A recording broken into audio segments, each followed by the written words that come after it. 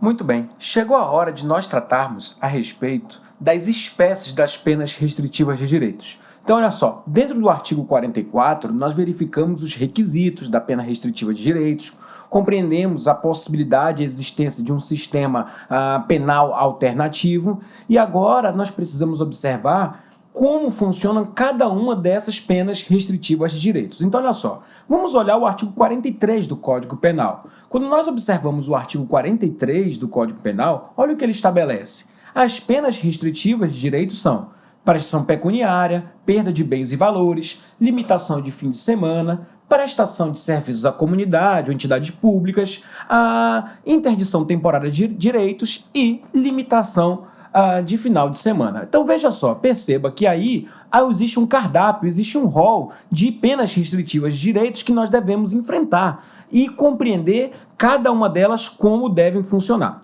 A primeira que nós vamos utilizar, então, é aquela que está prevista no artigo 43, inciso 1º. Qual é? A pena restritiva de direitos chamada prestação pecuniária. Tudo bem? Então, essa é a primeira, hoje, a modalidade de pena restritiva de direitos que será enfrentada.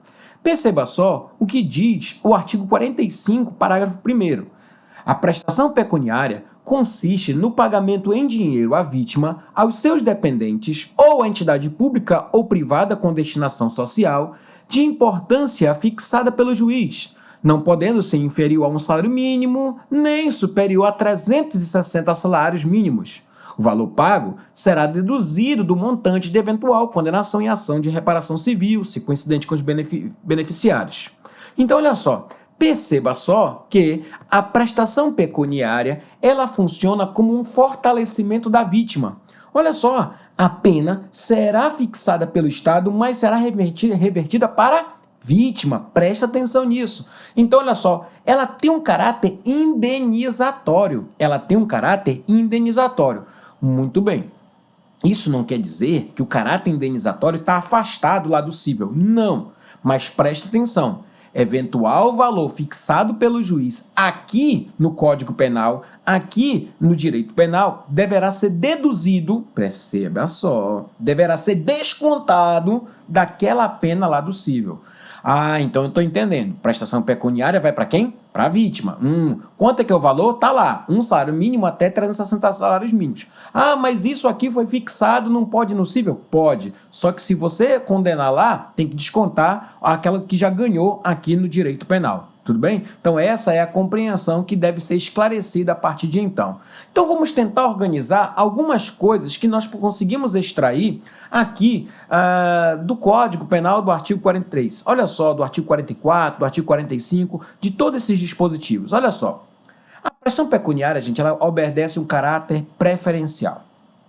Então, olha só, a primeira coisa que você tem que observar é que ela tem uma relação preferencial. O juiz deve tentar trazer e fixar como pena restritiva de direitos a prestação pecuniária. Por que ele tem que fazer isso, minha gente? Porque é o seguinte, o direito penal ele tem que se olhar também para a vítima. Então, dentro de uma possibilidade, a depender do caso concreto, o juiz deve procurar, de alguma maneira, responder isso para a vítima ser atendida. Mas o réu não concorda, né? Não concorda em ter que pagar para a vítima. Já vi muito isso, tá, gente? Não concordo em pagar para a vítima. Não se preocupe. Ninguém quer saber o que o réu está pensando. Sabe por quê? Porque é pena, gente. E pena tem caráter cogente. Pena, a essência da pena é a unilateralidade, não é um acordo. Às vezes pode ser que tenha um acordo, mas a ideia da pena ela não pode ter o caráter cogente. Nem sempre a pena é do jeito que o réu quer. Na maioria das vezes não. Então, cuidado. Primeira coisa, prestação pecuniária deve ser observada uma relação preferencial. Vamos tentar atender a vítima. Segundo, perceba só. E o réu não concorda. Não interessa. Estou pouco preocupado, porque a pena tem um caráter unilateral, um caráter cogente, um caráter impositivo. Tudo bem até aí? Beleza? Vamos para a terceira característica da prestação pecuniária. Ela tem a característica da indenização civil antecipada. Indenização civil antecipada. O que eu quero dizer com isso? Indenização civil antecipada. Perceba só, a gente já conversou. Se lá na frente vier ganhar algo no cível, vai descontar daqui. E outra coisa, né? Não sei quanto tempo vai demorar. a gente está achando, né, que o direito penal é mais rápido. Então, eu falo assim, olha, vai segurando aí com essa indenização civil, que a gente está, de maneira alguma, diminuindo o teu sofrimento. Tudo bem? É uma ideia de despenalização. O código, ele fala que teria que ser em dinheiro, né? Quando nós olhamos para o código, ele chega lá no artigo 45, ele fala, olha, a prestação pecuniária consiste no pagamento em dinheiro. Mas se a vítima aceitar outros valores, se a vítima aceitar outras questões econômicas, nós vamos negar? De maneira nenhuma. Então, embora o código fale que é só em dinheiro, nós temos que compreender que questões de outros valores econômicos que sejam aceitos ali pela vítima também terão pouso, terão respaldo. Cuidado. Cuidado, porque a prestação pecuniária ela só é fixada para quem foi condenado pela prática de crime. Então, perceba só, a prestação pecuniária ela só é fixada para quem praticou crime. Então, olha só, quem praticou contravenção penal nunca vai ter fixado contra si uma prestação pecuniária, porque o código ele foi eloquente, deixou claro que isso sempre buscar uma vítima, e a vítima certa a gente só encontra nos crimes, tudo bem? Então guarda essa questão que é interessante. Bora revisar? Então, prestação pecuniária, relação preferencial, caráter unilateral, indenização civil antecipada, despenalização, a ideia da despenalizar. Olha só, em quinto lugar, né? O código fala somente em dinheiro, mas a gente aceita outros valores. E para terminar, não esquece de você guardar aquela ideia da valorização da vítima. Valorização da vítima. Tudo bem? Então essas são as questões que nós não podemos aqui esquecer de enfrentar quando nós falamos do tema. Vamos agora falar da perda de bens e valores. Vamos falar da perda de bens e valores. Gente, quando eu falo de perda de bens e valores, eu não estou falando em nenhum momento, tá? Perceba só, eu não estou falando em nenhum momento de bens, patrimônio ilícito. Porque o que é ilícito você não perde, você apenas tem que devolver. É verdade. Então, olha só, compreenda que perda de bens e valores, eu presumo um patrimônio lícito.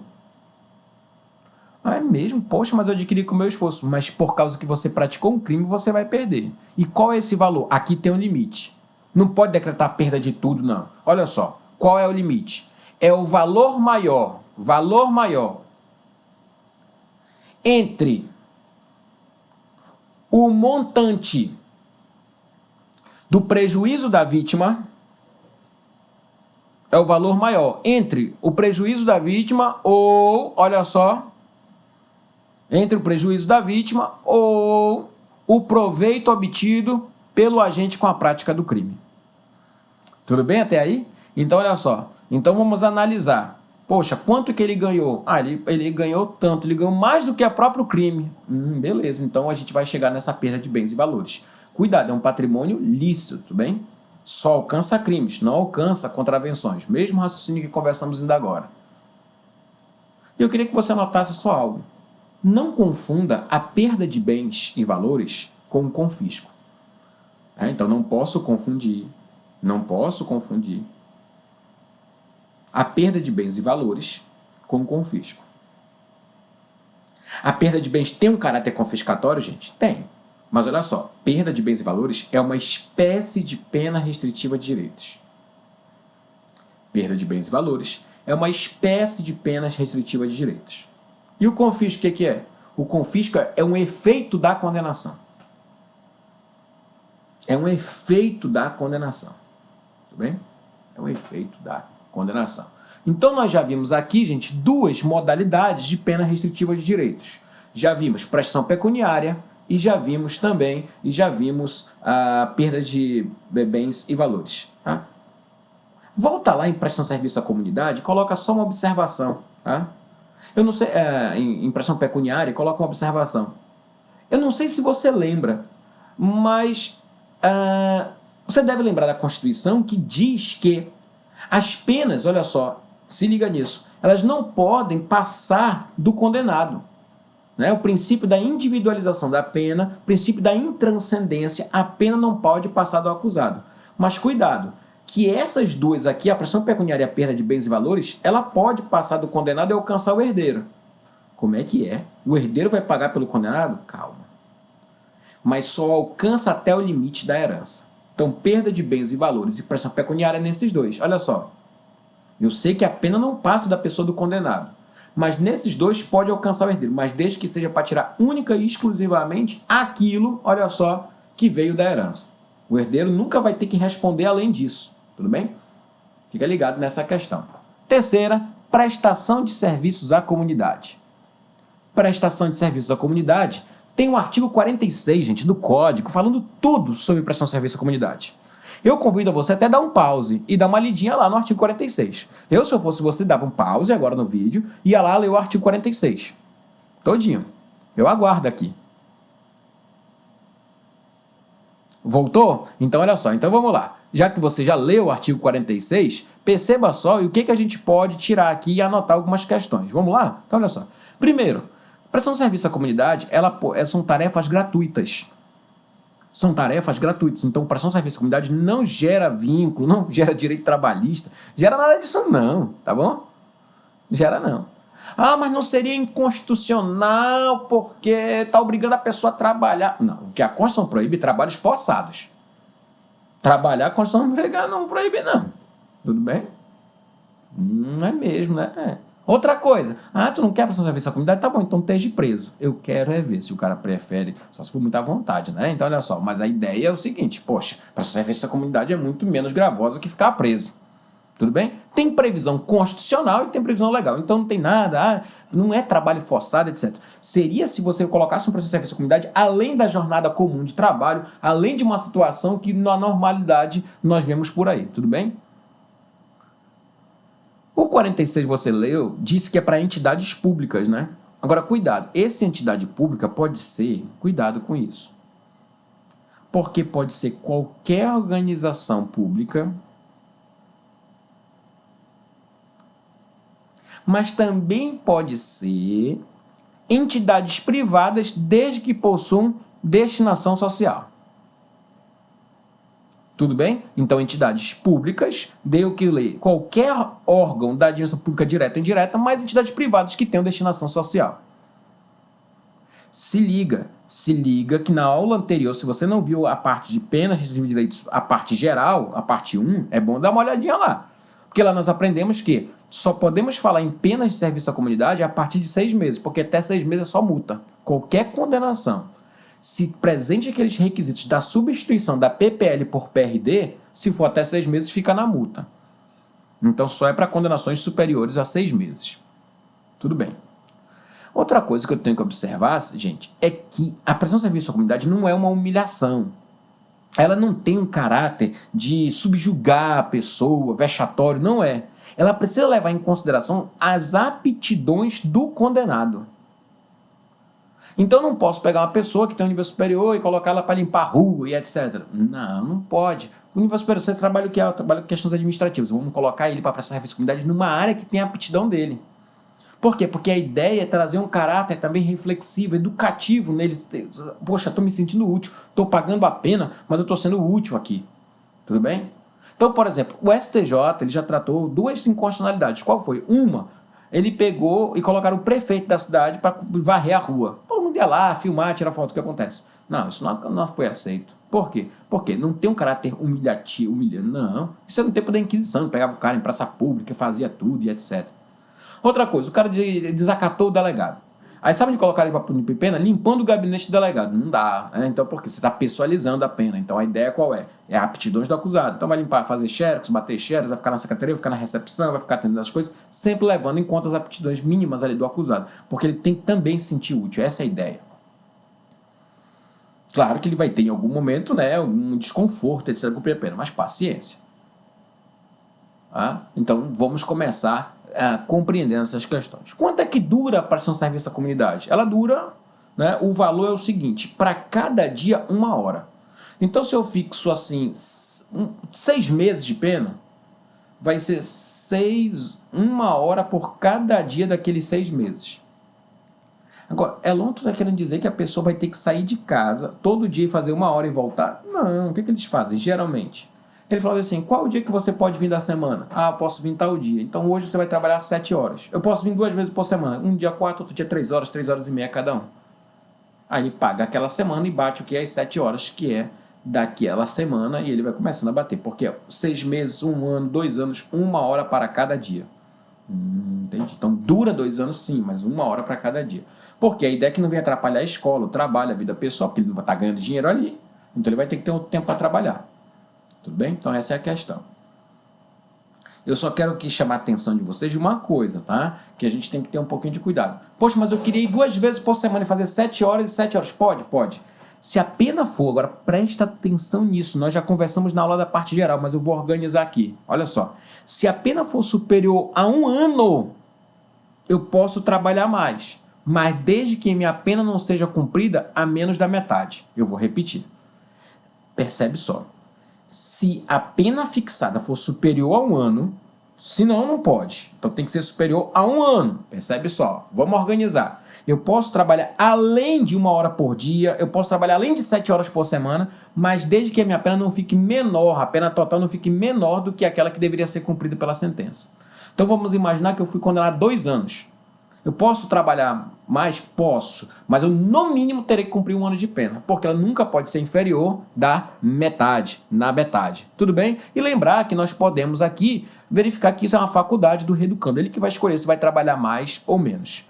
E para fechar, nos crimes ambientais, nós podemos colocar para a pessoa física ali fazer um serviço, e se for uma pessoa jurídica, né, você deve lembrar que há a responsabilidade penal da pessoa jurídica. Ela vai ter que cooperar com projetos de reeducação ambiental e etc. Eu vou colocar aqui na tela para vocês observarem. Olha só, eu vou colocar aqui na tela para que vocês possam fazer aqui até quem sabe até bater uma foto aí, né? Dar um salve aí desse print que a pessoa faz, né? Olha só, para que você possa lembrar quais são as situações que estão relacionadas à prestação de serviço à comunidade. Tarefas gratuitas. Lembrar o que são entidades públicas, tá? Lembrar que só se aplica quando a condenação for superior a 6 meses. Eu tenho que levar em conta as aptidões do acusado, lembrar que é uma prestação de serviço à comunidade, por isso tem que ser uma forma ampla, tá? Cuidado. É 1 hora por dia, não é se são 6 meses, todo dia trabalhando o dia todo, não é, porque tem que deixar trabalhar e estudar. Agora, ele pode cumprir menor tempo, desde que a pena seja superior a 1 ano, mas nunca inferior à metade da pena restritiva privativa de liberdade que foi fixada. É uma escolha do condenado, é uma faculdade. E tem que lembrar que uma pessoa física eu consigo mandar lá para o serviço à comunidade. Agora, como é que uma pessoa jurídica vai prestar serviço à comunidade? Ela vai financiar. Ela vai financiar algum projeto aí para tentar resolver todas as questões que nós estamos falando aqui. Tudo certo, minha gente? Bacana. Já verificamos prestação pecuniária, perda de bens e valores, não confunde com confisco. Já fechamos prestação de serviço à comunidade. Vamos lá, tem mais aqui. Interdição temporária de direitos. Tudo bem? Agora eu peço para você abrir o código no artigo 47. Você vai abrir o código no artigo 47 e vai acompanhar aqui comigo, a gente vai conversar. Tudo bem? Então, olha só. As penas de interdição de direitos, temporárias de direitos, perceba só. Elas são, olha só, vamos organizar. Proibição de exercício de cargo, função ou atividade pública, bem como mandato eletivo. Gente, olha só. Aqui eu quero conversar com você. Quer dizer que a pena pode ser de exercício de cargo, função, atividade pública? Sim. Agora, o que acontece? Essa pena é uma pena específica. O que eu quero te dizer é o seguinte, você só pode fixar essa pena para o sujeito se ele tiver praticado um crime se utilizando do cargo. O crime tem que estar relacionado ao cargo, porque não tem o cara praticou um outro crime lá e aí vai perder o cargo, não tem nada a ver uma coisa com a outra. Então, a proibição de exercer cargo, função, atividade pública ou mandato eletivo guarda o seguinte: para ter essa pena, a condenação tem que ter uma relação com o cargo. Ela não tem que ser um crime contra a administração. Não estou dizendo isso.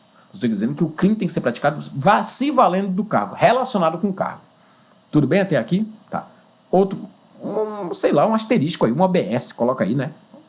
Coloca assim, olha só, né? Pronto, né? Olha só. Essa história do mandato eletivo aqui tem que ter cuidado, tudo bem? Porque você deve lembrar que pelo artigo 55 da Constituição, deputado federal e senador só perde o cargo se a respectiva casa autorizar. Então, olha só, o que a doutrina diz? Que isso aqui vale para qualquer mandato eletivo, menos deputado federal e senador. Por quê? Porque ainda que o juiz aplique a pena, ele só vai ficar impedido se a respectiva casa fizer isso. Tudo bem? Legal? O STF já decidiu isso várias vezes. Tudo bem? Então, o STF já decidiu várias vezes nesse sentido. Inciso 2, vamos lá? Proibição do exercício de profissão, atividade ou ofício que depende de habilitação especial, de licença ou autorização do poder público. Aqui é lógico, né?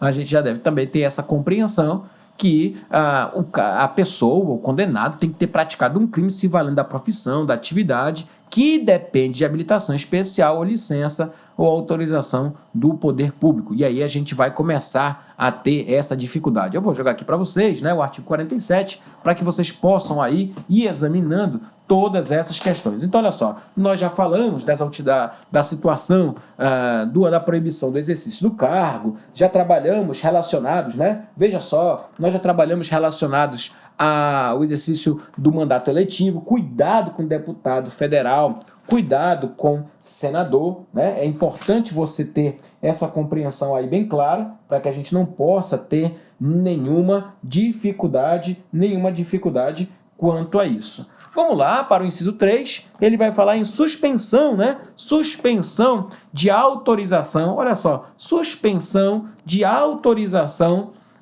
de habilitação para dirigir veículos. Então, olha só, substituição de autorização para dirigir veículos. Cuidado aqui, tá, gente? Por quê? Porque eu não posso esquecer o seguinte, eu não posso esquecer que essa aqui, suspensão de autorização ou de habilitação para dirigir veículos, eu não posso confundir de maneira nenhuma isso que eu estou falando aqui lá com o Código de Trânsito brasileiro, tá? Porque o Código de Trânsito ele já tem uma regra própria, né? Ele tem uma regra própria em que estabelece que as pessoas que praticarem o crime e tal vão sofrer, tá no 302 do Código de Trânsito brasileiro, vai sofrer um tratamento diferenciado. Não, aqui a gente está falando de todos os outros, né? Que precisam de uma autorização para dirigir outros tipos de veículos. Nessas situações, você vai aplicar o Código Penal. Então, essa incidência aqui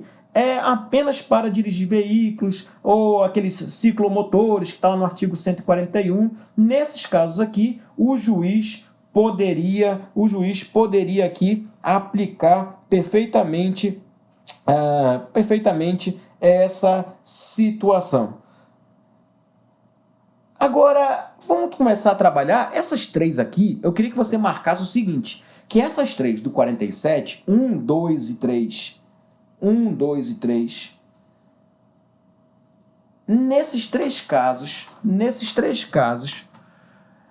eu queria que você lembrasse que são específicas. Então, eu só posso proibir uma pessoa de exercer cargo se o crime tiver com cargo, sim. Inciso 2, eu só posso proibir uma pessoa de exercer a profissão se o crime tiver relação com a profissão. Isso, tá? Até digo aqui para vocês, gente, uma situação muito curiosa, que eu vou citar para vocês, que está no julgado do STJ, tá? O HC 126373. HC, olha só, vou já explicar para vocês. O HC 126373. Olha o que disse o STJ. Se o crime for praticado no exercício da atividade advocatícia, não constitui excesso rigor substituir a pena privativa pela suspensão de atividade profissional pelo mesmo prazo. Você está entendendo o que eu estou dizendo? Ou seja, quer dizer que o juiz pode chegar lá e determinar, perceba só, a impossibilidade de exercer advocacia? Pode. Olha só. Poxa vida, mas ela não tem uma licença, autorização do poder público. Rapaz, você está falando assim, é melhor do que estar preso. E outra coisa, então a proibição de exercício de profissão, atividade ou ofício, isso aí não impede a discussão do exercício da advocacia, beleza? Então, cuidado com isso daqui. Agora, a 4 e a 5, eu vou voltar lá para o artigo 47, porque é o seguinte, a 4 e a 5, elas são genéricas. Proibição de frequentar determinados lugares, olha só, aí em aberto, né? Proibição de frequentar determinados lugares. Agora, tem que existir uma relação ali mínima, né? do direito penal ali com a circulação da pessoa, mas nós podemos perfeitamente trabalhar com essa proibição de determinados lugares, isso não vai ter nenhuma discussão, tá? É uma pena muitas vezes difícil fiscalização, mas ela está aí. E para terminar, a proibição de inscrever-se em concurso, avaliação ou exames públicos. Essa daí, né, gente, a gente vai percebendo no inciso 5 que foi uma criação porque foi para pegar aquela pessoa, né, que pratica algum problema ali envolvendo concurso público, exame. Então, qual foi a ideia? Vamos tentar afastar essas pessoas também. Hoje nós temos um crime próprio no 311, naquela época não tinha, quando foi incluído nessa lei, mas a ideia é, de alguma maneira, impossibilitar aquelas pessoas que praticaram crimes relacionados a impedimento. Cuidado com isso, você só pode impedir a pessoa também de se inscrever se tiver algum crime praticado, alguma eventualidade com essa situação relacionada a concursos públicos. Então, olha só, muito cuidado com isso. Ela é pouco aplicada, né? Não existem casos de albergado nessa situação, essa proibição ela é uma modalidade muito restritiva, mas nós temos que ficar aqui ligados nessa questão, porque essa condenação por diversos delitos, por exemplo, vai recomendar que essa pessoa ela fique fora, né, também de servir ao público. Então não está limitada ao 311A. O juiz pode fixar muitas vezes, por exemplo, vamos tentar imaginar aqui para você visualizar melhor, um estelionatário, né? O estelionatário ali, ele é uma pessoa perigosa. Rapaz, você vai deixar essa pessoa fazer concurso? Mas ela não praticou nenhum um crime no concurso, ela não praticou nenhum estelionato, mas você já está vendo que a pessoa já está no rumo. Então, o que acontece? Vamos impedir. Entendeu qual é a ideia? Então, não precisa ser um crime de concurso, não, mas tem que ser algum voltado ali para dizer, poxa, mas, por exemplo, dentro do treino, falar, uma pessoa que praticou vários crimes por aí, essa pessoa não vai poder agora, agora depois que eu matei várias pessoas, eu vou querer agora ser um servidor público, né? Então, cuidado com isso daqui também, é uma substituição da pena. Tudo isso é substituição da pena, tá, gente? Isso não é efeito da condenação, não é efeito da condenação. Por que eu falo isso? Porque quem vai fazer concurso, geralmente para tomar posse, tem que estar em exercício de direitos políticos. E não sei se você lembra disso. E uma das coisas um dos efeitos da condenação que a gente vai estudar é a condenação criminal, ela suspende os direitos políticos. Então, eu já estou aqui fazendo um link para você ir mais longe quando for estudar lá no momento certo. Tudo bem? Então, essas são as que nós temos aqui, as nossas espécies que nós temos de PRD. Para nós aqui fecharmos, deixa eu ver se faltou alguma, né? Se faltou alguma, nós podemos ir agora perfeitamente trabalhar, eu acredito, com a última que nós temos aqui, a última espécie de PRD, que é a limitação de fim de semana. Ela consiste, no artigo 48, na obrigação de permanecer aos sábados e domingos por 5 horas diárias em casa de albergado, né? Difícil ter casa de albergado, mas a ideia é que a pessoa fique 5 horas ali assistindo. O que é feito geralmente é o parágrafo único. Eu vou ler aqui para vocês. Durante a permanência, poderão ser ministrados no curso, palestra, atribuição, atividades educativas para que a pessoa possa entender, né, o que está acontecendo na vida dela.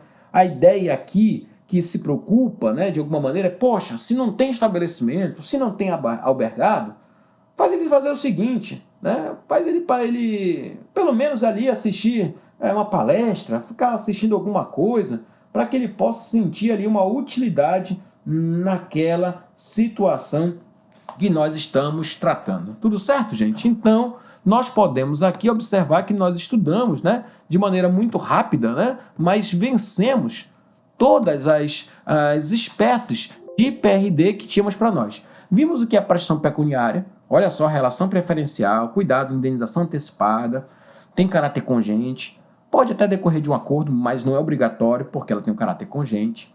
Perda de bens e valores, cuidado, não confunde com confisco. Qual é o valor? O maior entre o ganho com o crime ou o prejuízo da vítima. O que for maior pode chegar, não pode ir além disso. Olha só, limitação de fim de semana. Limitação de fim de semana, a gente já viu, vai pôr o albergue, não tem muito albergue, mas pode aplicar uma palestra, né, para a pessoa se sentir ali, aprender alguma coisa. Muito isso acontece com violência doméstica. Prestação de serviço à comunidade e entidade pública, cuidado, que essa entidade pública tem que ter uma visão social, né, ampla. Então, empresas privadas que têm destinação social, entidades privadas que têm destinação social também poderão ser aplicadas ali. Cuidado com essas questões, cuidado com quem pode trabalhar mais para reduzir até o mínimo, né? Mas desde que não seja até a metade, se a pena for superior a 1 ano. Dá uma revisada nisso, vai ficar legal para você. Cuidado com a interdição temporária de direitos, que eu falei ainda agora com vocês aqui. Tem várias ali dentro da interdição temporária de direitos, né? Exercer cargo público, mandato eletivo, cuidado com o deputado federal, senador, advocacia. Já vimos um bocado de coisa ali que você precisa revisar. As 3 primeiras, elas são específicas, as 2 últimas do 47 são genéricas, cuidado com isso. E a limitação de fim de semana, que foi essa que nós terminamos aqui. Muito bem, essas são as penas restritivas de direitos em suas espécies. Tudo certo, gente? Grande abraço, valeu!